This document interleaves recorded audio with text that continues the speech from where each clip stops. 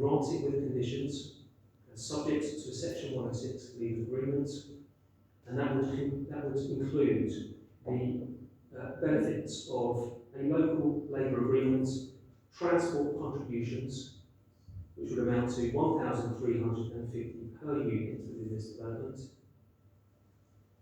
a travel plan and monitoring fee which would secure sustainable transport incentives, including a car club and the contributions that would be required to deliver that. Also to restrict the age of occupiers to over 55s, any additional heads of terms requested by consultees from the ecology. There's also a third part of the recommendation, that's that we would refuse this if there was no meaningful progress made on this Section 106. And that concludes my presentation.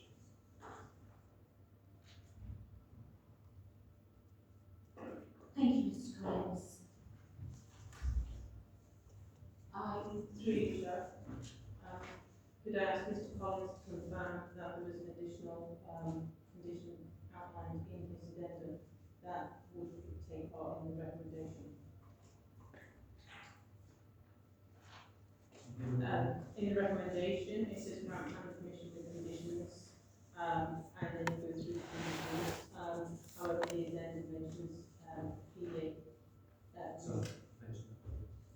Apologies, just making sure. Thank you. I'll now call upon the public speakers. I will invite Francis Lawrence to address the committee. You will have up to 3 minutes to speak. You'll be timed by the Democratic Services Officer. Follow the traffic light green, amber and red to finish. If you exceed the time limit, I will ask you to stop. And when you finish, please turn off the microphone. And Francis Lawrence is the Chair of the Southern Harbour Residents Association. Thank you. I'd like to thank councillors for our understanding and support of the local and border community to date. From day one, Sovereign Harbour residents have accepted the fact that Site 1 is a development plot with extant planning permission for 2 buildings over 4 and 5 stories, containing 66 apartments and allocated car parking for every unit. Homes have been purchased and lives created on this basis.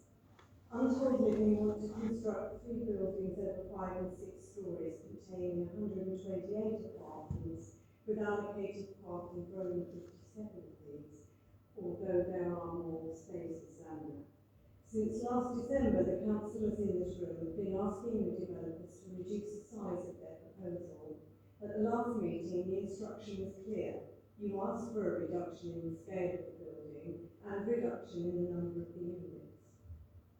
Untold Living came back with a reduction of 2. Yes, 2 apartments, and have done nothing significant to amend the scale of the buildings. They're the same height and density, and it's a affront to the councillors who made it clear what was required. Looking at the bigger picture, we see yet another retirement complex being proposed that simply doesn't serve the needs of the town. The purchase cost and extremely high service and care package costs will effectively lock out local retirees. And whilst marketing may be restricted to the locality, it will not prevent people from outside the area purchasing these properties for investment or other use. At the present time, there are 95 care homes in Eastbourne, and there are over 250 spaces in their homes as of this afternoon. Eastbourne needs homes for families. We don't need another Category C2 development.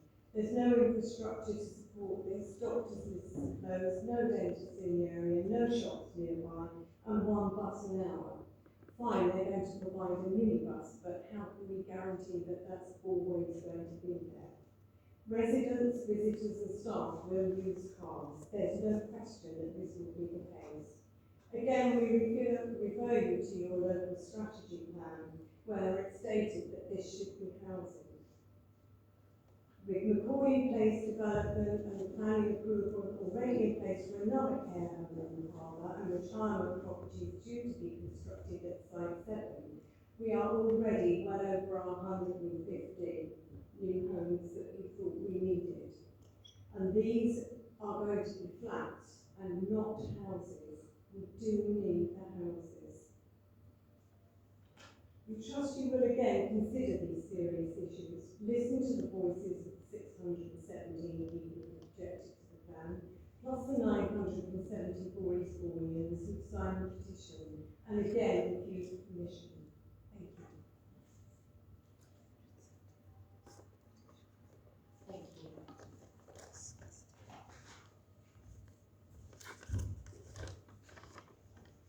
I now invite Christine Earl, resident of neighbouring property at White Point, to come to the microphone, and again you will have 3 minutes to speak and will be timed. Thank you. Thank you for allowing me to speak. I have lived in Eastbourne for much of my life, and I bought off plan with Cyclone had planning consent for 10 houses and 62 luxury 2 to 4 bedroom apartments. Had our developer completed the project, those would have been built over 5 years ago, with no argument, and some would almost certainly be second homes and holiday rentals. They still could. Many of the objections to this application are very subjective and have already been shown not to be valid. Only a few of the objections have been from people directly affected. The principle of site one being developed is established, and Untold's updated scheme is a comparable right to the extent of consent, further away from adjacent buildings, and in my opinion, of a much better architectural design and higher quality external appearance. What is different is that it contains 126 smaller apartments in a very similar footprint, suitable for permanent full-time occupancy by older residents. There will be on-site care 24/7, and what is now an untidy, incomplete space at the end of the eastern pond will sit in harmony with the adjacent homes and share its amenities with its neighbours. The project bookends this part of the harbour and completes a profile matching in with the North Harbour apartments. The village will have club cars to use by the hour of the day and a minibus. These will mitigate the parking and traffic impact, although these concerns have already been dismissed by highways. At the last meeting, I listened to the emotional comments about the lack of long-awaited community facilities in the harbour from the Residents Association and the ward representatives. The fact is that there will be access for the public to these amenities in the development, and I'd encourage local groups to make the most of them. The application provides long-awaited play space and completes the half connection from the promenade to the harbour wall, making it possible for all to access the harbour more easily. My neighbours support the proposal. We engaged with Untold when they held their consultation. And being curious, and some might say even nosy, we asked them to come back and talk to us face to face in more detail about their plans. Their response was very positive, and they met us and explained how they as investors and operators were in this for the long term. We've met subsequently and learned more about the concept. I do have first-hand knowledge of retirement village environments enhancing later life, particularly when one is their partner. They worked very hard with the planning officers to achieve a proposal that complies with planning policy and recognises local concerns. And I hope that the committee will vote with the officers' recommendations. Thank you. Thank you very much. Thank you.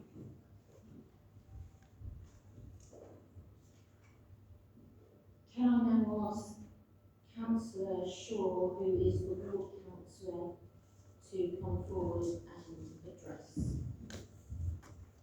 the committee? Just before I start, would it be possible to have that map of Sovereign Harbour?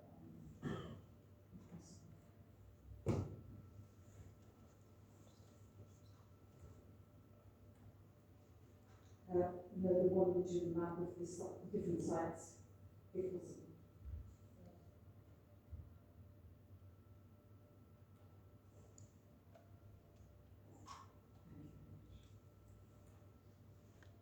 Thank you, Chair.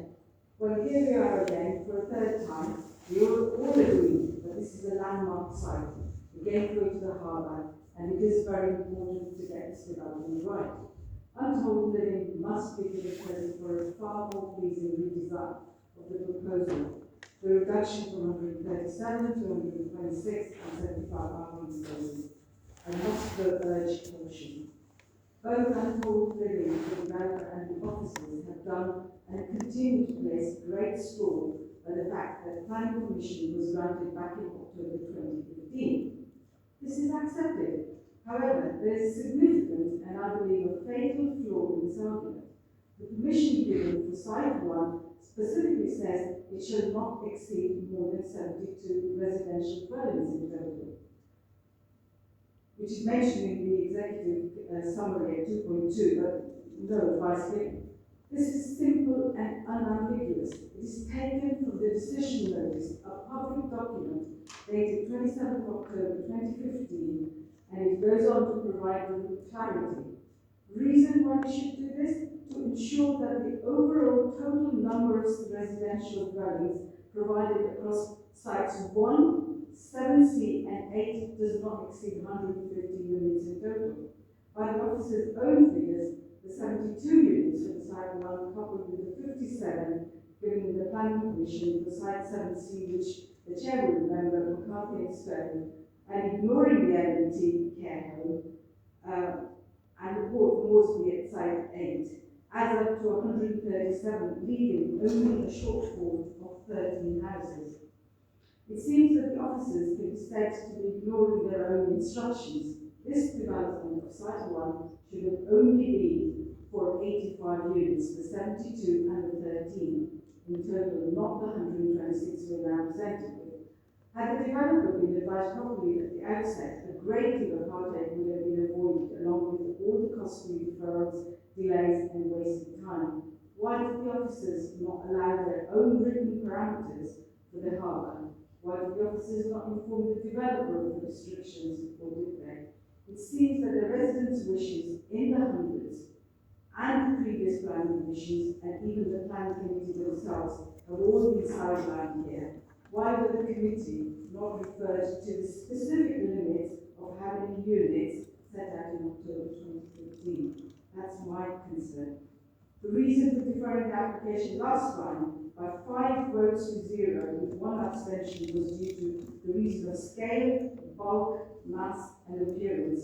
I believe the residents directly affected by this proposed development still feel that this reduction does not go far enough.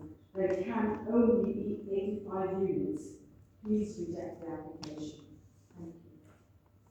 Thank you.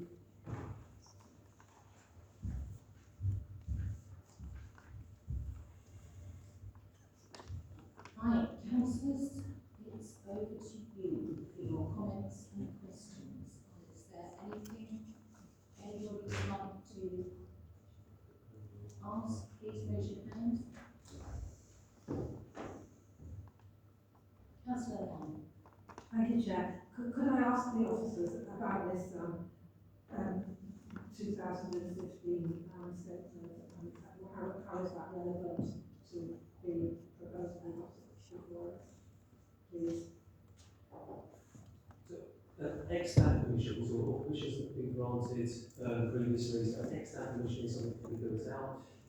There are other permissions that are in the planning history for this site. Each application is considered its own merits, so there may be things that are outlined within a previous planning permission, but this application is to be considered in isolation in terms of the merits of the scheme. And as I've outlined within my presentation, we consider how that is balanced. So as decision makers, we consider how that's balanced in terms of the merits of the scheme. Although there is some relevance to the numbers that have been mentioned, and that's because some of the policy talks about the restriction of numbers, but we are faced here with an out-of-date plan, out-of-date planning policies, where we have a significant need for housing, and this will deliver housing, and the National Planning Policy Framework is directing us to grant planning permission. Sorry, excuse me. Can you just ask me what Karen, thank you. Is directing us to grant this planning permission unless there's a significant reason why we would otherwise do so.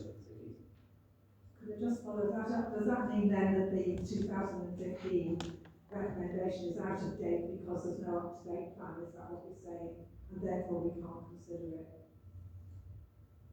Sorry, you know that again. The council referred to this 2015 restriction on the number of units in the harbour. Does that mean that that is now out of date, the 2015 one, so we don't can't take it into account? Is that the point you're making?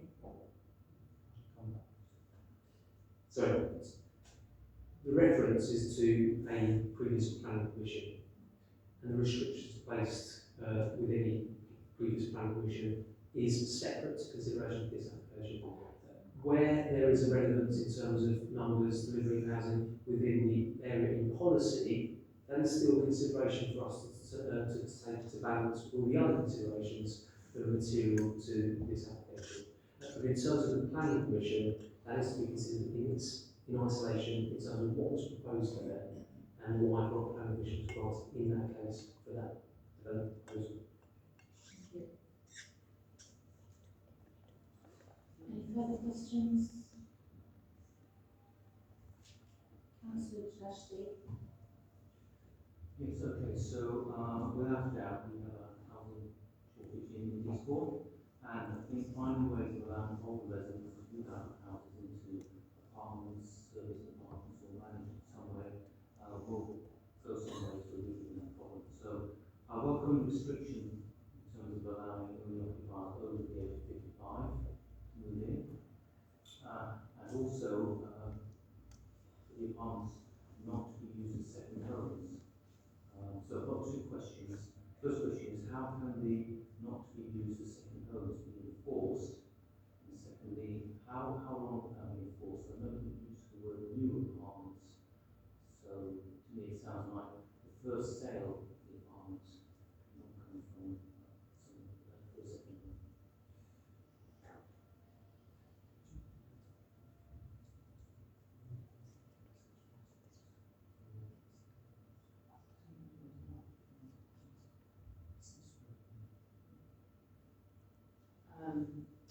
Through you, Chair. Within the obligations within section 106, which if this matter was to be approved, then it would be subject to terms within the section 106, and that the obligations run with the land, so it would be in perpetuity that it would not be a second home. And in relation to this type of facility, it's a C2 use. Therefore, people who live here are having care and are paying premiums in order to get that level of care. It's unlikely to be a second home on that basis, but it would also be within a legal agreement. Thank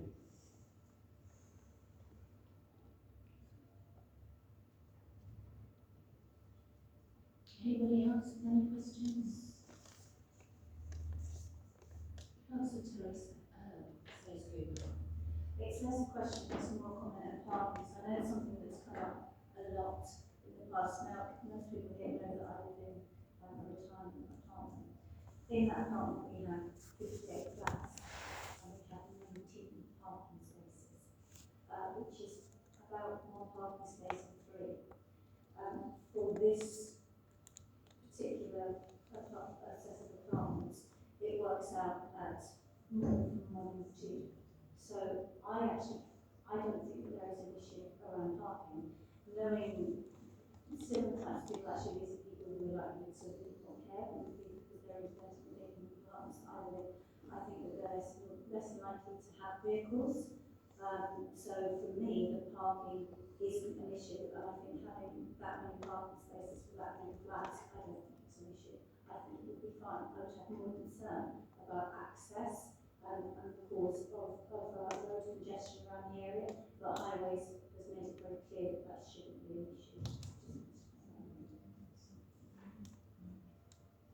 Thank you. Any further comments? Councillor Ansell? Yeah, I think my concern remains on the scale. When it first came to committee, we asked them to reduce it, and they did, they put it down to 500 level. and came back